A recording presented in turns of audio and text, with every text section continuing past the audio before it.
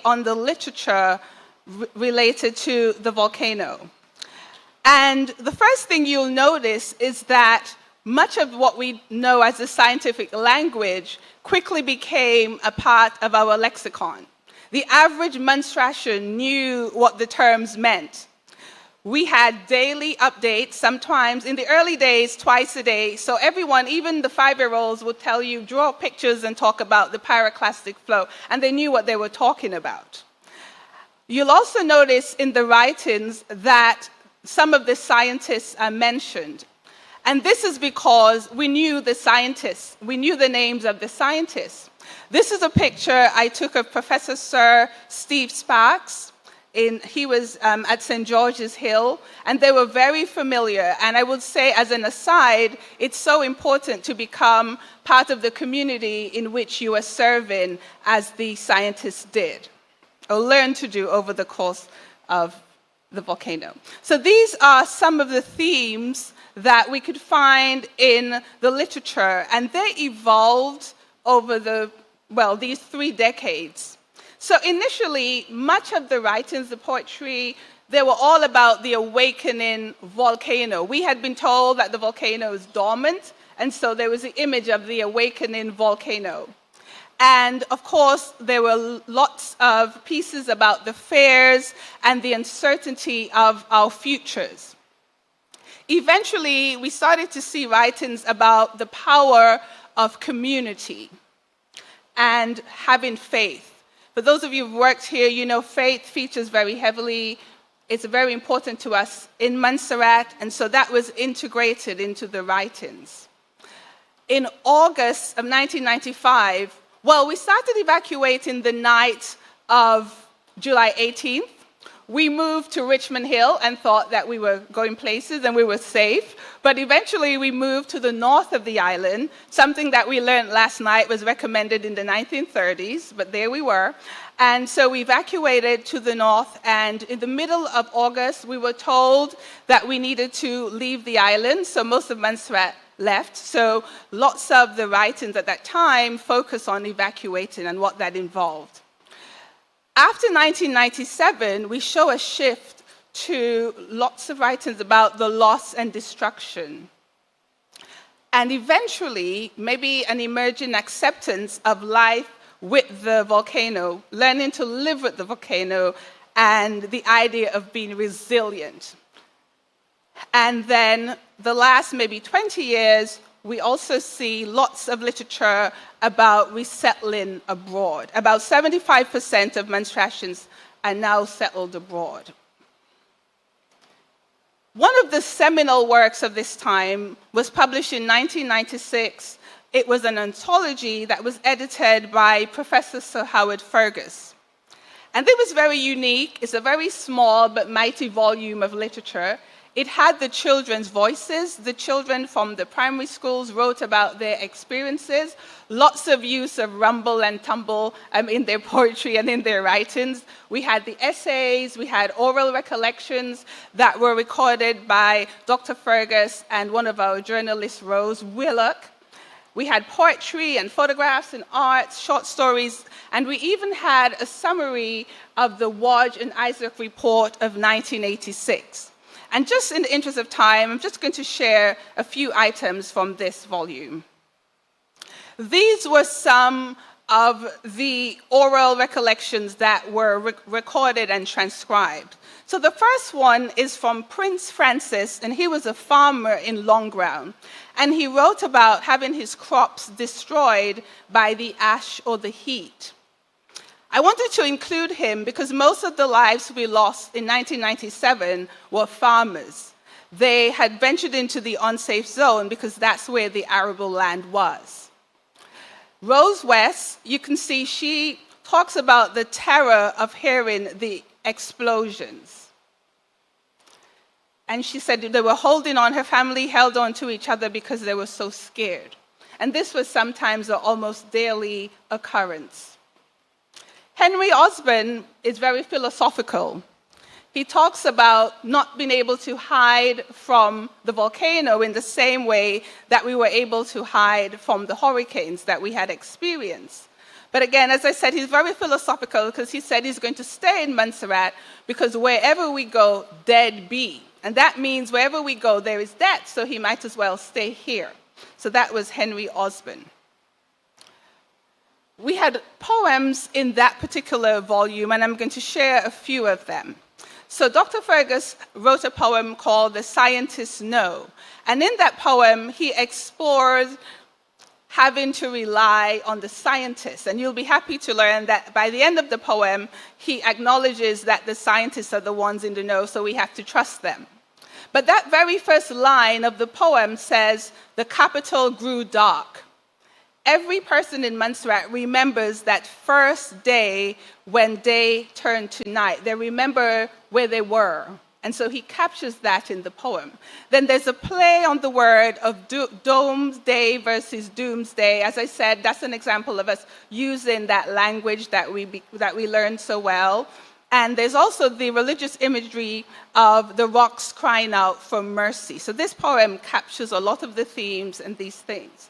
Now, Margaret West, the other poet, she does two things. So you can see in the first stanza, she uses that terminology, the long and short-term events, the tremors, the broadband. She uses that language. But she also captures in the Montserrat Creole or dialect or patois. In 1995, if someone said to you, "You feel that?" they were talking about the tremors. And there's the Lord of mercy, that faith aspect again. And this is one, bad one. That means the tremor was very strong. So if you were here, at some point you would have asked, you knew without any context precisely what someone was talking about when they said, "You feel that."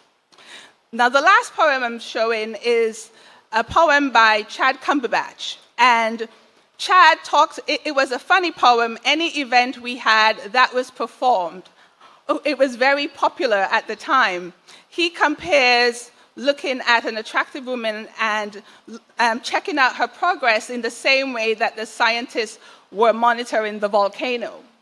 But it also showed maybe that we were now beginning to live with the volcano because we could laugh at it and use some of that language in a humorous way. So it perhaps marked a turning point.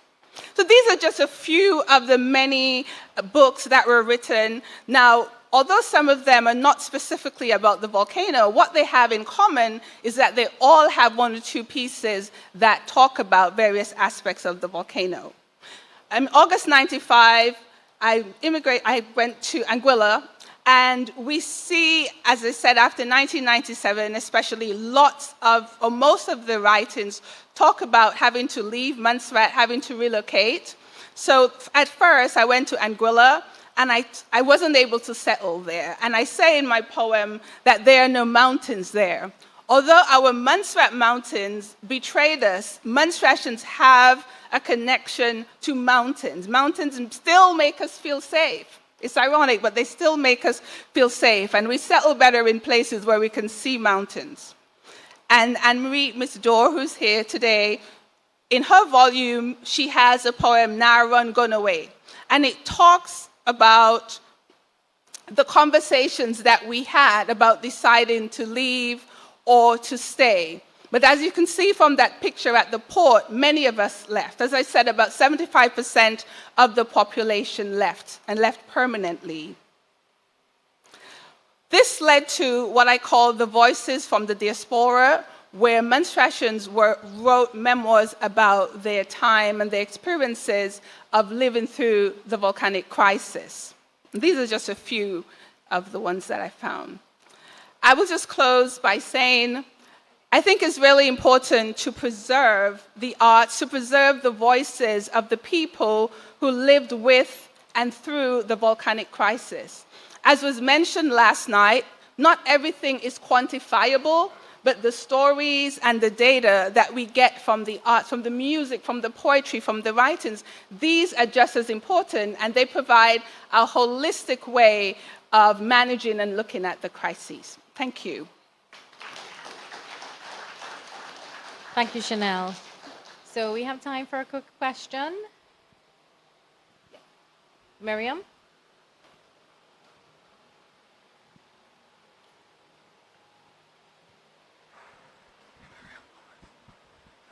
Thank you for your talk. It was really, really fascinating, and what a wonderful synthesis of all of these different writings over time. Something that I was thinking throughout, since there are so many publications over the years, is are there any initiatives today to get the youth of Montserrat and the youth in the diaspora to read through this literature as part of their education or coursework or something more systematic than just coming into it by chance? I hope so. I really hope so. I wish there were more students here this week. So there's so much to learn and experience. So I hope so, because it tells a very rich history. Yeah. Thank you so much. Okay. So just a quick announcement. Yeah. For those interested in the geothermal workshop, it's currently happening in the conference room that's upstairs.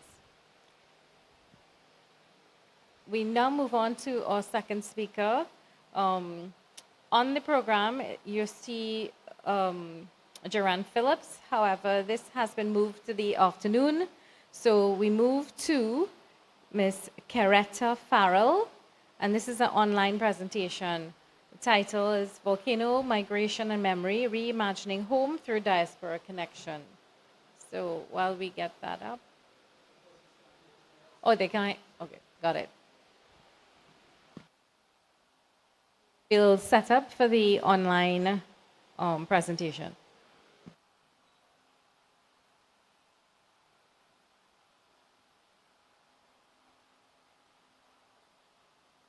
Hi, good day everyone. My name is Soufrière Farrell and I'm the head of the Montserrat Government UK office. It's a pleasure to be with you today virtually.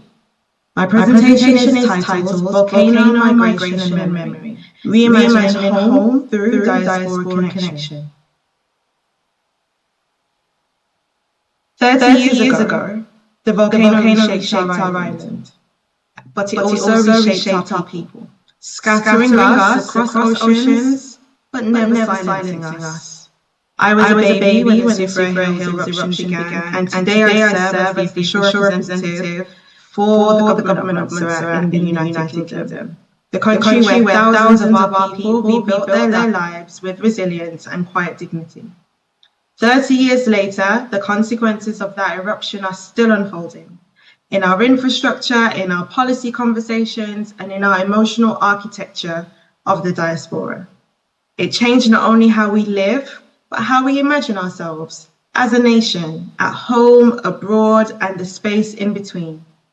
This presentation is not only about what was lost, but it's also about what we've built and continue to build as a people anchored by memory and propelled by purpose. It's about reimagining home, not as a fixed place, but as a relationship, one held together by culture, by service, and by opportunity. The eruption of the Soufrière Hills Volcano in 1995 triggered more than just a geological event. It triggered a migration. Families were separated, entire communities resettled, and the capital, Plymouth, would never be lived in again.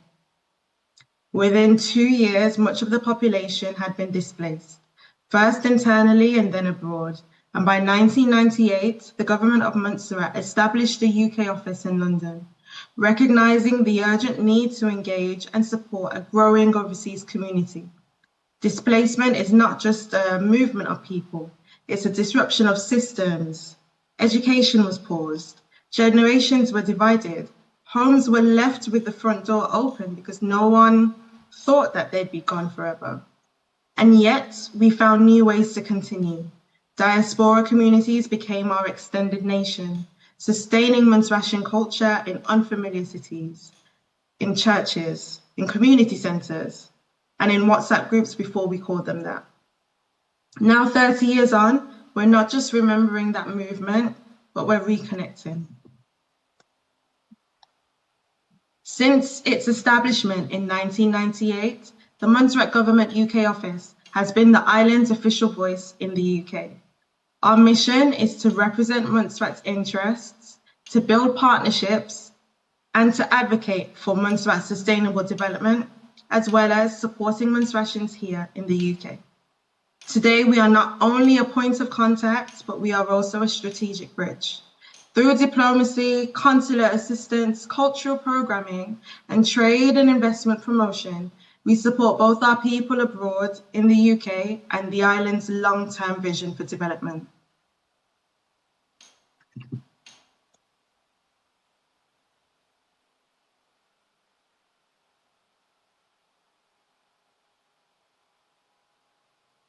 Born Montserratians living in the UK.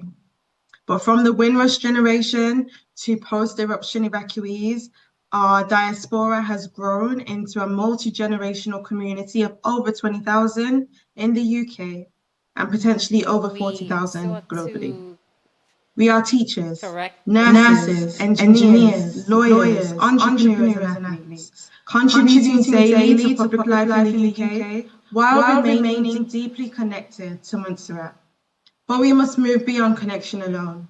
The diaspora is not just a part of Montserrat's story, it's a part of our development infrastructure.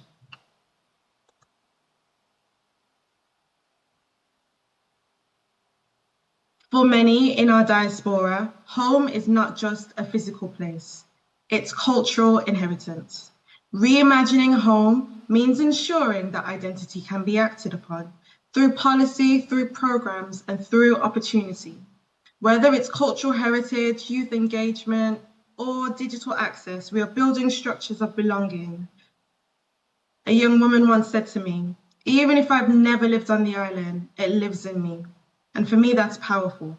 And it's our responsibility to give that sentiment form.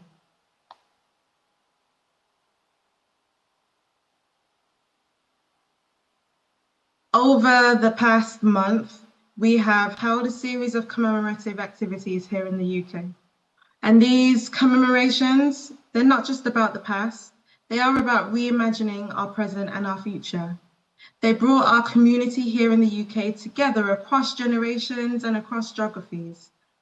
They elevated Montserrat's visibility in UK political spaces and honoured the lived experiences of our diaspora. And in doing so, this is helping us to begin reclaiming narrative and space, vital steps in the process of long-term recovery and renewal. Our efforts to engage the diaspora, they're not just ad hoc, they are underpinned by a clear strategy. And this Montserrat Diaspora strategy from the office provides a framework through which we are building systems that support contribution, collaboration, and long-term engagement. The Diaspora database that we're developing allows us to map skills, interests, and the types of contributions Montserratians are eager to make to Montserrat, whether professionally, culturally, or economically. The Diaspora Return Project is addressing the very practical questions that Montserratians have of returning home. Questions of housing, questions of jobs, and questions of reintegration as well as incentives. And the One Montserrat Foundation, a diaspora development fund that's in the pipeline, is being developed as a long-term platform for diaspora giving to enterprise and charitable missions. And to ensure that these pieces of work align and coordinate, we're launching the Diaspora Missions Council, which is a formal structure that will bring together the leaders of the diaspora missions, organizations, charities, associations here in the UK to help shape and deliver on these shared goals for national development. This entire infrastructure is supported by a communication system that includes regular newsletters, social media activity, and opportunities for in-person and virtual dialogue.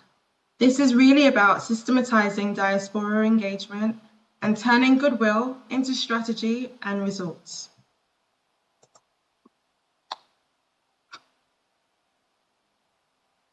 In strengthening our diaspora infrastructure, we recognize that innovation does not come from institutions. It comes from people. From young Montserratians building platforms to elders passing down knowledge, innovation is happening across the diaspora. And our job is to create the conditions for it, to create space, support, and systems that turn ideas into action. Diaspora-led solutions must be welcomed as part of Montserrat's long-term growth.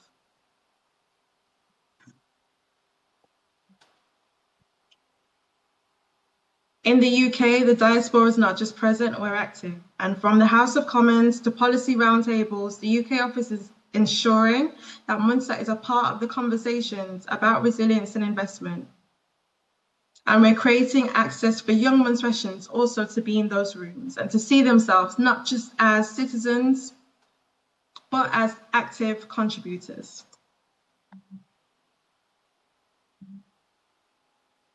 So, what does it truly mean to reimagine home? It means recognizing that the diaspora is not just an audience to be addressed, it's a partner to be empowered.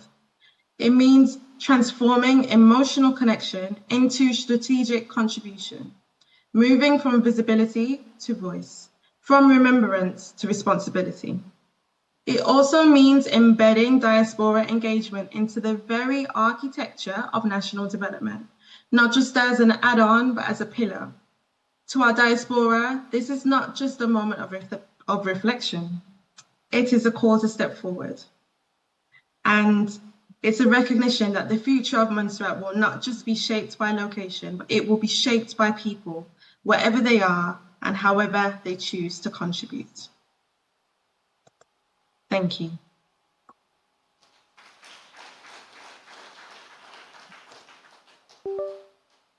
Thank you so much. And that presentation helps us to reflect on the importance of the diaspora in contributing to the continued national development. So we have time for a question.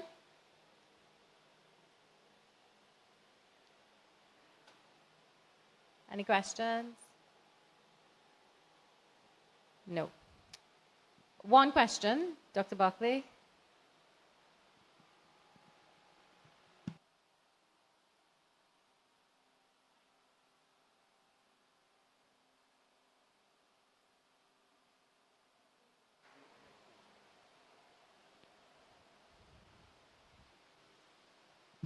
Hello, Kyretta. Thanks for that wonderful presentation. I know you're kind of midway through your commemoration events. Is there anything particularly positive you'd like to report as a result of some of the activities you've been doing in the UK?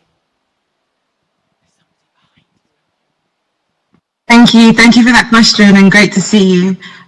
So I think something that's been really positive has been the reach of the office across the diaspora with these activities.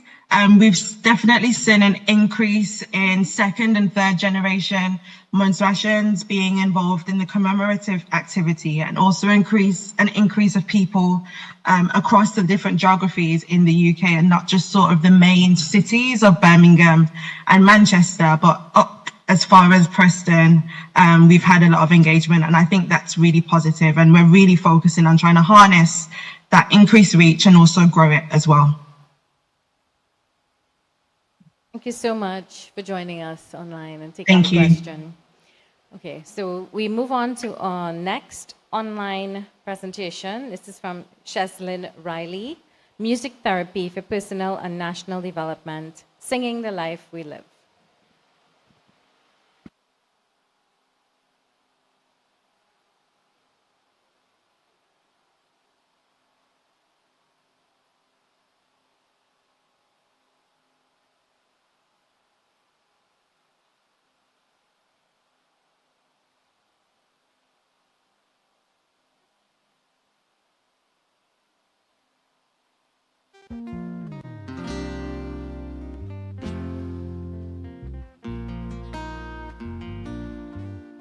This presentation purposes to do three things. One, demonstrate the ways in which the Aliogana singers sing the life they live. Two, show how the group responded to the eruption of the Soufrière Hills Volcano. And three, help the audience to understand and appreciate why the Aliogana singers tell their volcano stories in song. Our first song is called Montserrat. It is one of Aliogana's singers' favorite songs, simply because it confirms our love for our beautiful island, Montserrat.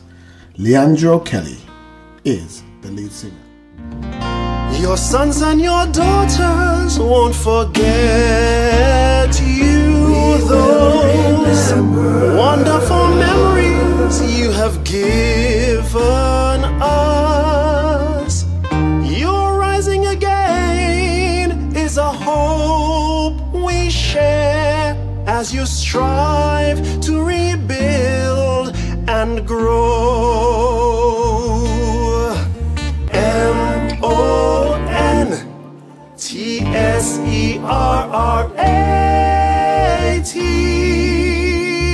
land of my birth, land of my father,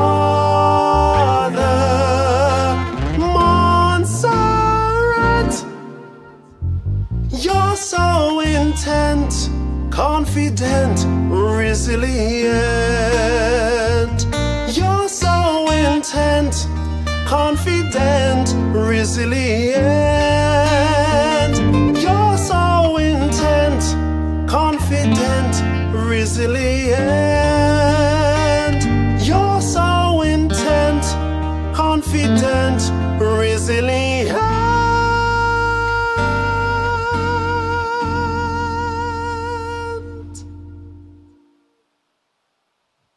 At the start of the volcanic crisis, despite the fear of a dangerous situation, islanders had the privilege of seeing the volcano literally burning. This scene undoubtedly inspired the words of this song, which was penned and narrated by Bernie Irish.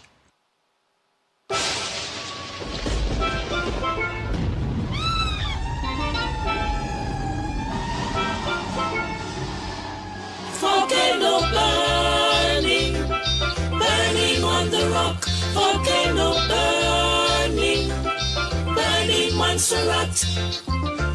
Okay, my friends, you ever stop to recall where you were or what you were doing on 18 July 1995? How in the midst of all the upheaval and trauma, we managed to survive. Volcano burning, burning on the rock. Volcano burning, burning Montserrat. At the height of the crisis, one of the many psalms repeated each day by religious leaders and others on the local radio station ZJB was Psalm 121. The Aliagana singers still look to the hills from whence their help comes. I will lift my eyes. I will lift my eyes to the hills. I will lift my eyes. I will lift my eyes to the hills. I will lift my eyes to the hills. Desmond Flasher Daly, writer and singer of the next song, got it right. The eruption of the Soufrière Hills Volcano created a devastating situation for all people on Montserrat. The physical and psychological ravages are many.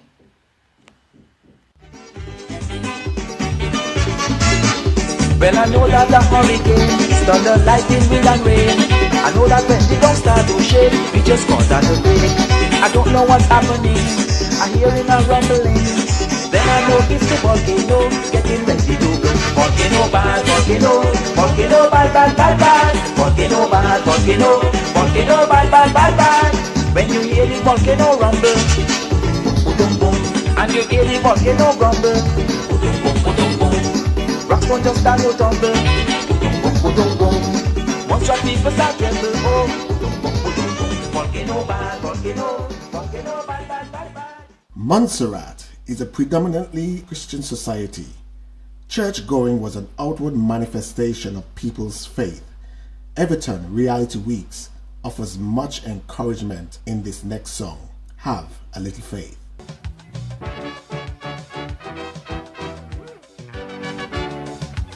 No task is insurmountable. This is a national struggle. We can rise up from the rubble. It is by your hand your country will reform. Ho, ho, ho, ho, ho. I said to all nationals, have a little faith.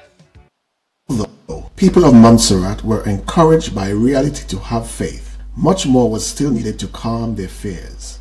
In this song, Search for the Rainbow, Cheseline Riley offers inspiration and hope. Search for the rainbow, search for the rainbow, while there is life, there is hope, while there is life, there is hope. Search for the rainbow, that's hope for rainbow, while there is life, there is hope, while there is life, there is hope.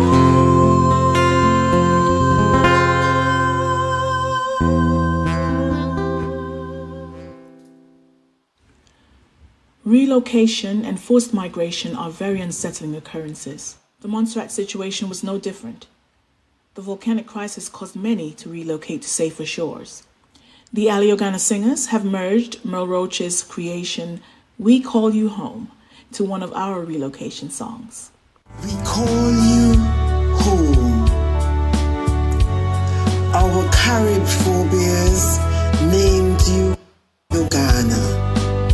Columbus sailed into your harbor and named you for a mountain range in Spain. We, your sons and daughters, wherever we roam, simply call you home. Away from home, away from home, away from home, away from home.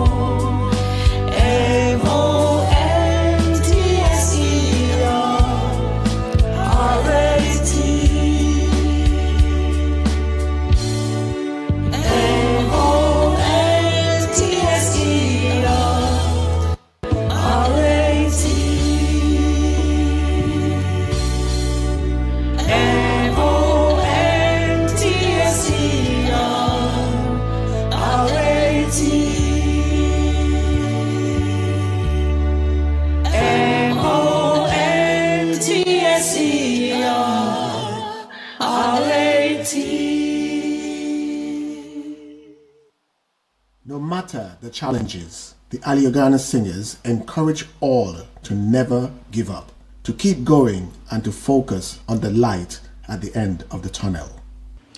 Giving thanks to the Most High is an integral part of the Aliogana Singers' activities. After 25 years, we remember the crisis with grateful hearts because we are still here to give thanks. This song was written for the 25th anniversary of the Soufrière Hills eruption. Thank you, Joe, thank you, thank you, Joe, thank you, thank you, Joe, thank you, thank you, Joe, thank you. We're so glad that we're here today. With grateful hearts we want to say, we thank you. Thank you, we thank you for 25 years. The blessings flow. For 25 years. The sailings grow. For 25 years. We're still on shore. For 25 years. The whole world knows. Montserrat's below glow. Oh yes. The life that we Tomorrow. Thank you, Joe. Thank you. Thank you, Joe. Thank you. Thank you, Joe. Thank you. Thank you, Joe. Thank you. At the start of our presentation, the Aliogana Singers our love for Montserrat.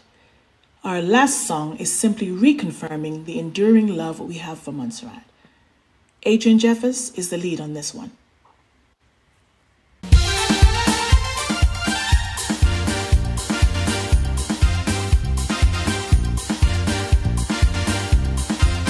Oh, Montserrat. Oh, Montserrat. Sweet Montserrat. Sweet Montserrat.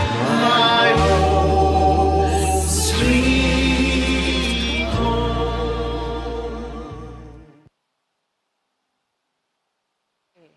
Thank you very much.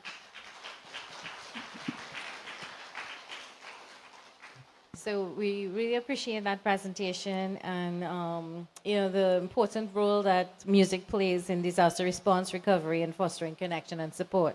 So with that, we have time for one quick question.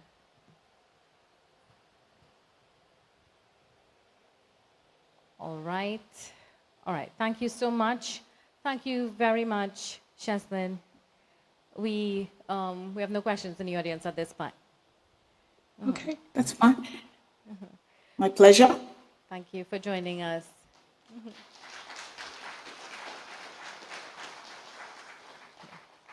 So we continue with the theme of music and responding to disaster response. We move on to our next presenter, Maya Soufrière, Understanding Disaster Through Song. Thank you.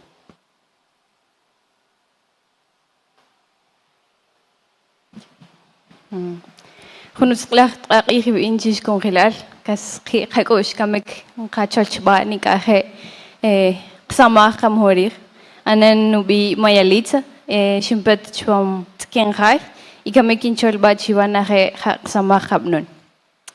Hello everyone, good afternoon. I hope you are doing great. Today I'm going to present my work with Ishchil project. Ishchil project, it's a big project, so this is just a part of it. And especially, I'm going to focus on song, understanding disaster through song. Oh, and my name is Mayalitza, by the way. So, this is the music band we're working with. Their name is Maya Tutuhil, and I have a video, but you will see it after my presentation. Well, so where am I from? I am from Guatemala. We're going to Central America. And especially my hometown, it's Tzkenjaj or Chilla. My hometown also has many names like me. So Tzkenjaj means the house of birds, and Chilla means near the shores of the lake. So we are part of this Tutuhil community, or the daughters and the sons of the flower of the maize. And we are characterized by being a place full of art, biodiversity, but also traditional knowledge and nature. As you can see behind, there is Atlan Volcano and Toliman Volcano. This is important for the next slides. Okay, so we are focusing on Panabaj. As I mentioned, this is part of the Ishchil project, which is, part of the University of Edinburgh, and Eliza Coulter as well is my colleague. And for this project, the title is Building Understanding of the Physical, Cultural, and Socioeconomic Drivers of Risks for Strengthening Resilience in the Guatemalan Cordillera. So for this community, what we have is that they have been destroyed by different events such as displacement, the Civil War during the 1980s, diseases, and of course the Hurricane Stein in 2005. And actually this mural, as you can see, is part of the work that we have been doing with the Panabaj community. And if you're interested, you can see more of the Ishchil work through this QR code. And well, even though it's in Spanish, you can see the different arts that is in those books. Okay, so this is the group, Maya Tutuhil, musicians from Santiago Atitlan, preserving the traditional knowledge from the community throughout their songs. Mainly, they focus on nature, on our ancestors' knowledge, how to protect the environment, but also to notice that we have an animal spirit that protects us throughout our lives. In this session, actually, we had like a music session that day, I remember, in Cities and Volcanoes, and they presented the song Shbertaher. And what we are doing with them? Well, since we thought and noticed that music is very important to heal, we conducted a series of interviews where we share the stories about the community, but also our personal experiences when the Hurricane Stein happened. And this is actually really, really good because we've been attending some performances of them as well. So I think this is an immersive experience because it's not just hearing like their songs or just asking questions. It's being there, present in the moment.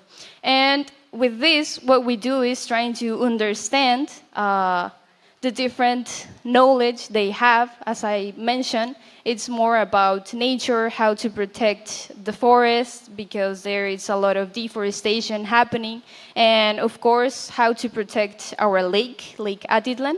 And just now we're having some issues about water because there's a lot of pollution and also not protecting the environment. And well, I am a community researcher, so what I do is translations from my mother language to Spanish and English. And of course, with all the interviews, what we do next is transcriptions. What we are not doing, and I really want to stress this, is that this is not about profiting or just extracting information. And this is actually very sad because in other projects, that's what some people have done in our community, and we don't want to do that. So what we expect? First, it's keep learning, because those are stories from our community. But since I'm working with Tom McKean from the University of Aberdeen, he also shares his stories about music, about his community. And as you can see in the first picture, they were talking about one song that was very interesting because it has some animal sounds like horse sounds. And this song talks about Atecalá, that's the name of Santiago Apostol. And this is kind of like a combination between Mayan culture and Spanish culture during the Conquer event. And as you can see, we have this CD album and CD cover. That's one of our products that we want to present, like a CD for them. So we've been recording songs in Atitlan, as you can see in the other picture.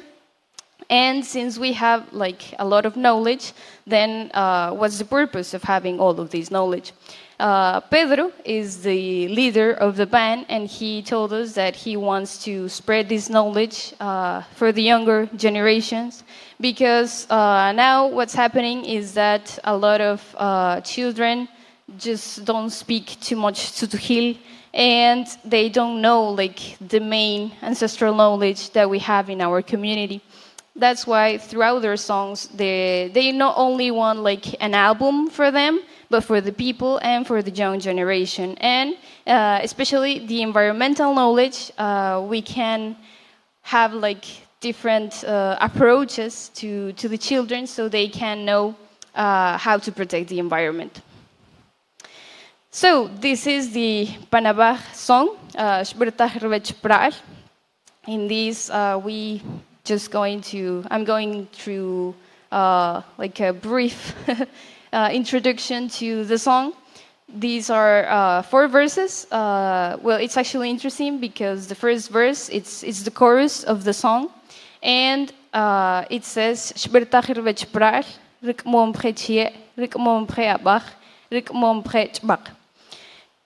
and here we have the translation in Soufrière and Spanish and English. As I mentioned before, Toliman volcano was, in this case, it was the volcano that had the landslide. It was in the northwest flank of the volcano that happened the landslide.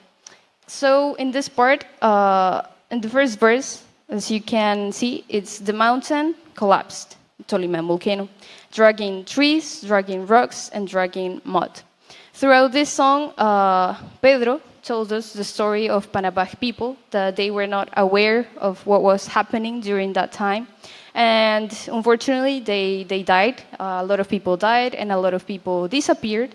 So it is really a deep sorrow for our community.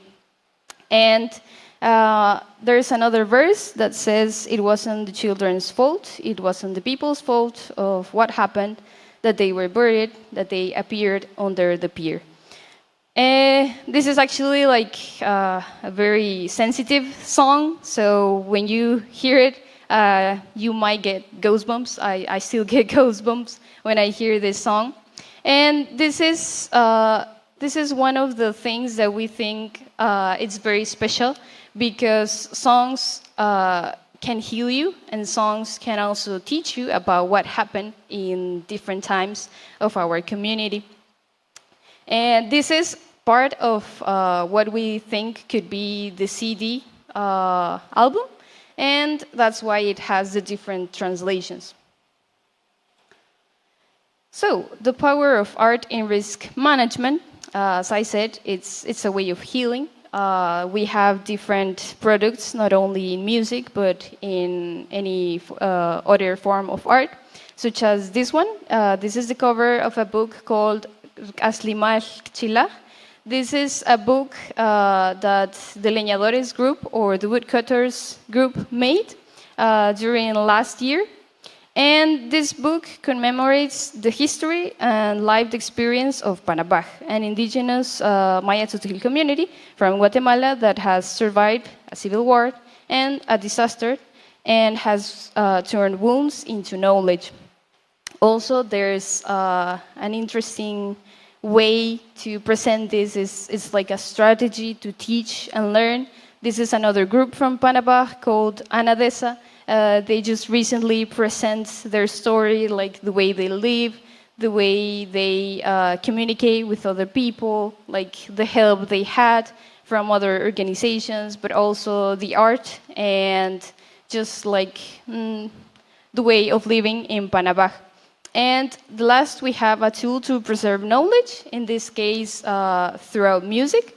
We have different songs. In the other picture that you saw about the CD album, there were a lot of songs about the lake, about the forest, about legends in Atitlan. So this is a very nice approach to the people, so they can hear the different songs of Maya Tzotzil. And of course, not only to listen to the songs, but also learning about our community. And well, I think this is where all started.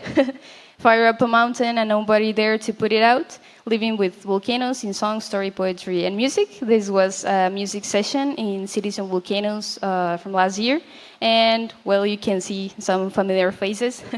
This was a wonderful session. We shared music, we shared stories, and well, Tom and I think that the power of music is very important, because sometimes we want to deliver some messages, but sometimes you can do it through speech. So using songs is very nice. And as a musician, well, I am a musician myself. Tom is a musician too. We have this family connection, and we think that music is a universal language, so that's why we really like to share music. And if we can share knowledge, that's really great. And well, for my final message, let's spread music, knowledge, and love. Just now, can you?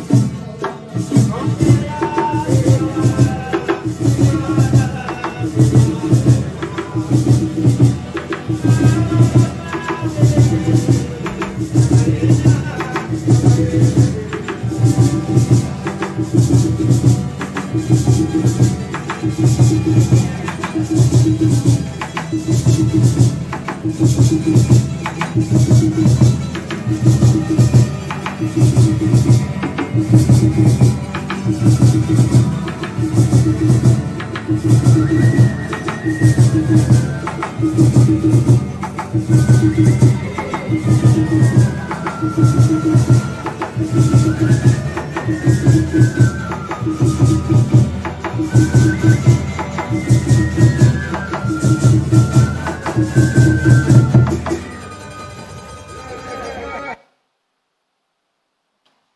Thank you. Thank you so much, Maya, and for sharing those stories and experiences that we can learn from each other to build more resilient communities. So we have time for 2 quick questions.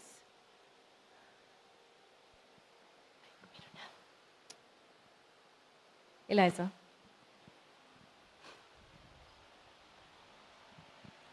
Maya, based on your experience in Guatemala and your newfound connection with some of the musicians here in Montserrat, do you see any commonalities? What are the commonalities that you would bring out that relate to music and song, the role of music and song in these 2 places? Well, thanks for the question. Actually, just yesterday, I went to this excursion sailed by geology, and I took some pictures, and I sent it to my family, and they said, "Oh, it looks like home." And I was like, "Well, that's right, it looks like home." So I think it's nice to have this connection with nature, with forests, with lake, or in this case, the water. And I think it's very cool to have people that also sing their songs, and sometimes that they cannot have like the opportunity to say it in other words, maybe just listening to the chords or the verse in this case as you listen.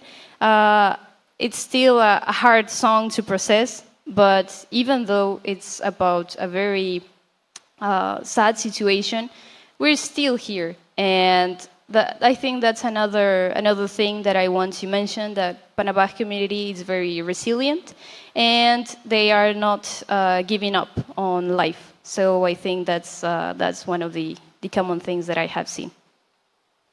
Thanks. Thank you so much, Maya. Any other questions for Maya before? No? Okay. Thank you so much for sharing your story and coming to join us all this way. So we move on to our final presentation in this session from Nia Golden, titled One More River to Cross, A Journey of Loss, a Legacy, and Strength.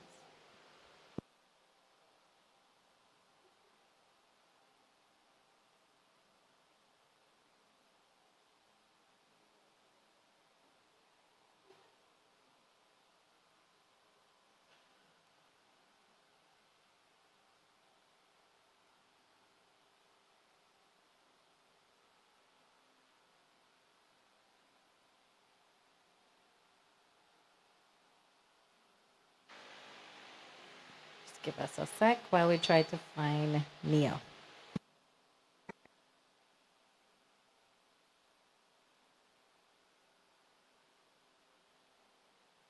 Remember where you were or what you were doing at the time? I could tell you that clear as crystal. On that day, I had taken some holiday. And my wife was pregnant with our 3rd child. And so we were playing Scrabble at that time. My phone rang, and it was my mother and father. And they called me and they said, "What are you all doing in Montserrat?" I said, "What do you mean, what we're doing? I'm home, and we're playing Scrabble, and it's lovely." And my mother said, "Son, they said that some stuff is falling from out of the ear." I remember myself and some of the guys from St. John's. We always play softball cricket at St. John's School. And while we were playing cricket, we heard this like loud noise coming from somewhere, and we just couldn't tell what happened. We see people running, so we just run in the same direction that everybody was running also. So we head through the back road and head through the follow people and end up in London area watching all of this. Where I lived in Trials, okay, as I push open my kitchen door, I could see the mountain right in front of me. And at night you were hearing these sounds. And we were actually bringing it down to some a jet engine that was, a plane, a jet that was passing. That morning, I remember the police and the defense forces they decided. I remember that like clear as today. They say we say we're going to look. Volcano, but we say we're going to look for volcano. Can you imagine? It was a bit surprising for them to hear me saying, well, that's not where the volcano is. And I tell them I believe and I have an idea where the volcano is. And they were like, what are you saying? Look, and so I tell them, the ferry I have is on Chances Peak. There was a pond. I don't know, maybe you heard about it. They say there were mermaid in the pond. They find mermaid. What mermaid doing all the way up there? I don't know. But there was a pond, and that is the pond we used to get our water to mix our concrete and everything. And to me, it just come back to me straight, and I say, this always looks like a crater. I eventually called the then Prime Minister, Mr. Lester Bird, and indicated the situation to him, and I gave him a number of scenarios. Say, look, if the volcano erupt, Antigua is the closest to Montserrat. We have a long relationship between both islands. Lots of Montserratans have relatives in Antigua and so on. And I said to him, if they have to evacuate, we may have to prepare to house them until the volcano situation is resolved. And he said something to the effect, so where would we house them? Hello everyone, I'm Nia Golden, a singer and filmmaker. Originally, the plan was to continue the work I've been doing around Montserrat's Calypso culture. After singing backing vocals in the annual Calypso competitions, I became fascinated by how much of Montserrat's history and identity is captured in our music. In 2019, I launched the Calypso songwriting series, followed by a documentary in 2022, and last year I completed my Bachelor's with Honours in Musical Theatre with a first-class, award-winning dissertation on the subject. So with the 30th anniversary of the start of volcanic activity approaching, I set out to explore how Calypso documented that crisis, how it helped us make sense of what was happening. But as I began my research, I realized there were other parts of the story I needed to understand. This event impacted everyone across class, age, education, and nationality. So I started asking questions, and each conversation led me to someone else, and then someone else. The more I listened, the more I realized that this moment in our history was and still is so much more than we've been able to capture, report, or even fully process. This project has evolved from a single documentary to a docuseries. It will focus on the small moments that made a big impact on how Montserratans lived through that experience.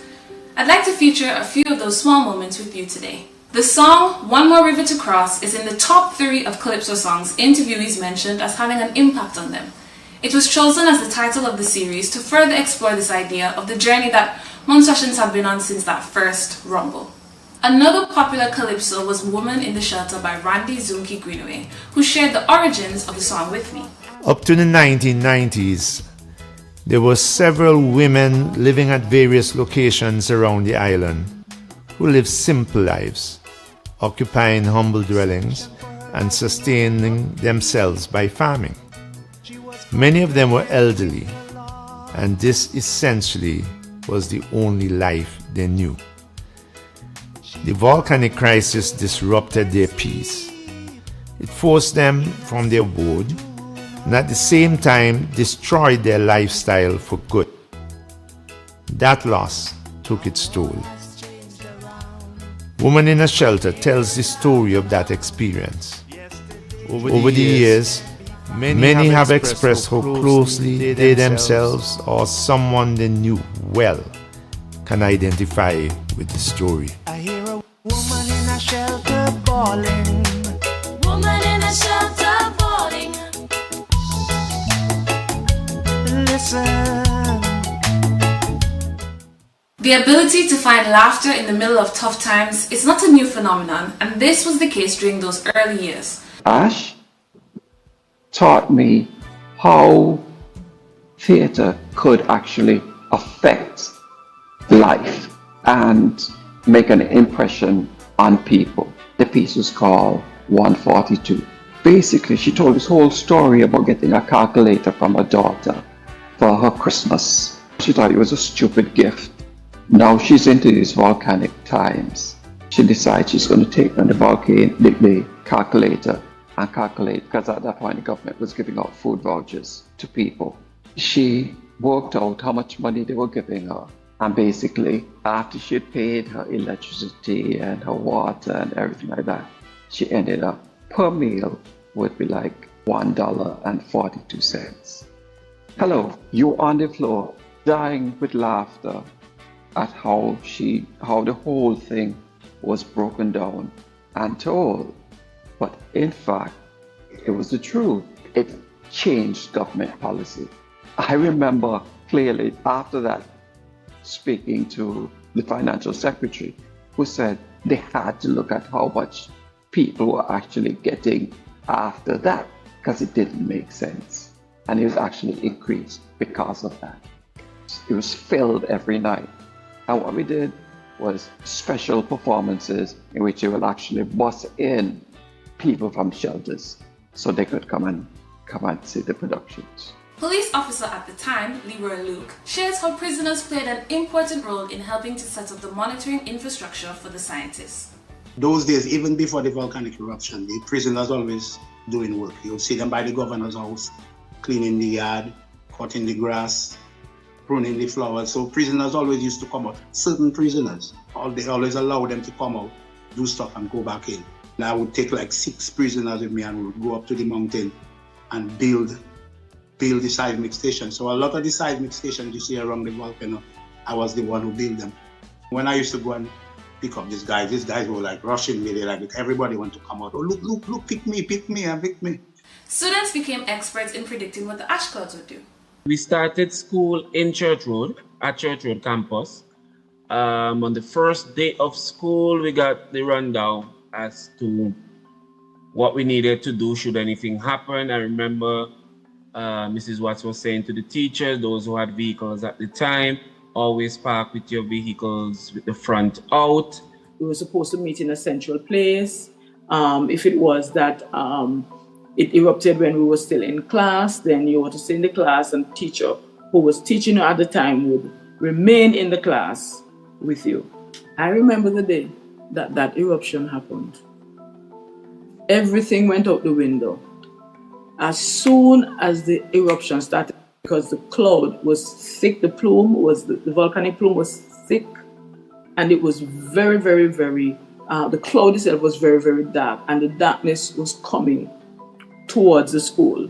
And of course, it seems like the wind direction those days was just blowing towards the town. If you know Church Road campus, once you get out onto that road, it was to take you to the north. Just run. Catch anything that was moving. People were running towards the gates. Everyone was heading towards the gates. And I remember persons were driving out of town at the time, and nobody cared who it was. Cars would stop and pick up people. If somebody had a pickup, the pickup truck stopped. Who could jump on, and everybody headed to the north. Nobody stopped to ask, well, I wonder if and who. Afterwards, I think everybody found out where their parents were and stuff like that. Some days when it wasn't windy, well, we knew we had enough. We had quite some time to leave, because it would just go up and take some time before it blows over. On the days we knew it was windy, we knew, hey, we didn't have much time because the wind was going to bring the ash down our way very shortly. So there were days we had a little time to play with, and days we just had to get going. So overnight, you have to try and find what you're going to do with the children. Because we have, as you say, 4th and 5th preparing for exams. We have the younger thing. So we have all the children to think about. We peeped under people's houses. We beseeched homeowners and literally begged individuals to come to our rescue. We had classes in garages. We had classes in bedrooms. We had classes in living rooms, on porches, in kitchen. Wherever there was a space in a house, there would have been a class. I remember doing CXC right in the A studios. So that's a piece of history there. The CARICOM community supported Montserrat in small ways and big, not just on an official level. A very strange thing happened, something that have not been talked about a lot in this process. We all go down to the dock. By this time I became very friendly with the fishermen who fish in that area. And I'll wave to them and say, how far are you going?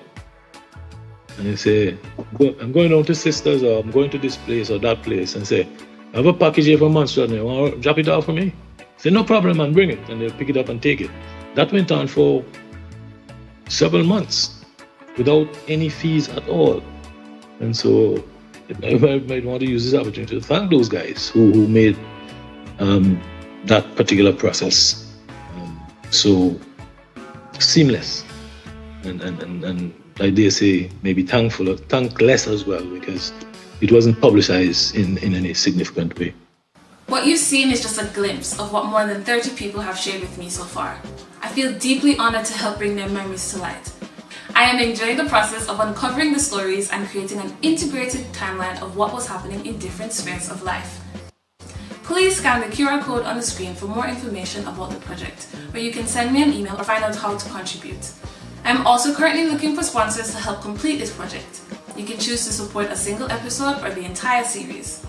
Thank you to the organizing committee of the SHV 30 conference for the opportunity to share a bit of One More River to Cross with you today. I'm happy to answer any questions you may have. Thank you so much, Nia. We have time for a question from the audience.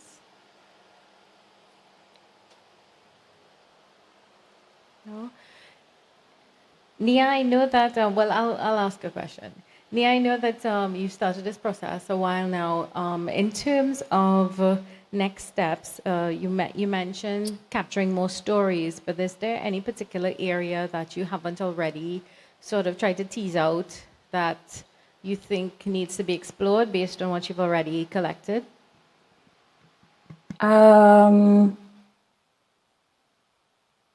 I'm really interested in the perspective of people who were children at the time. I have a few stories of kids at the time who went to other islands in the Caribbean when they opened their homes to them to give the kids a break. They went for like a summer and they went for a Christmas. Some people are still in contact with them. So I'd like to explore that more. Pat. Thank you. We have another question here. Hello, thank you for that amazing presentation, Nia. I just wanted to ask, when you're talking to people, do people remember the same events in slightly different ways ever? And how do you deal with that in your filmmaking process? Yes, I have been trying to keep it chronological. But when I ask a person, do you remember if that was 95 or 96 or 97? It has been a bit difficult for them to remember when. So I think I'm kind of looking at whether to just sort of look at events that were maybe similar. So like, for example, the ash cloud, when it would go up and cover the island and it would be in darkness for like 15 minutes. I learned that happened more than once, but nobody can really tell me which one is the one that they experienced. So, yeah, it has been a little bit difficult, but I think I will mostly just sort of, for the things I know, when that actually happened, I would say like, this is when it happened. And I think I'll probably just put stuff around particular events, collective memories around a particular event rather than try to be chronological because, yeah, it's a bit difficult for people to remember. Thank you. We appreciate the challenge of that. And thanks again for being flexible and joining us based on a changed schedule. So, no, thank you for the opportunity. Wonderful. Thanks again to all the presenters in this session. And without further ado, we move into lunch. We have a slightly abbreviated lunch period, 45 minutes. We look to return here at 3:15. Thank you, everyone. Enjoy your break. Well deserved.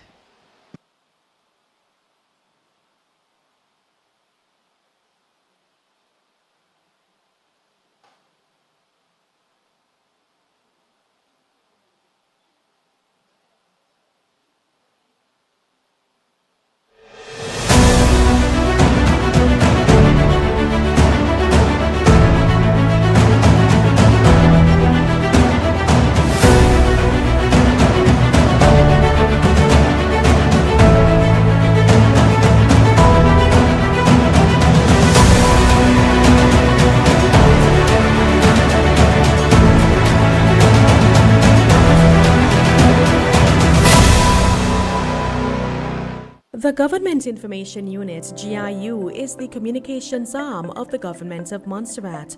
We serve as the official platform for news and information for and about the government's ministries and departments.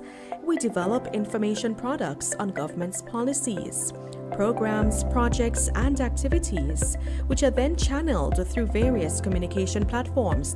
GIU, your official source for news and information on the Government of Montserrat.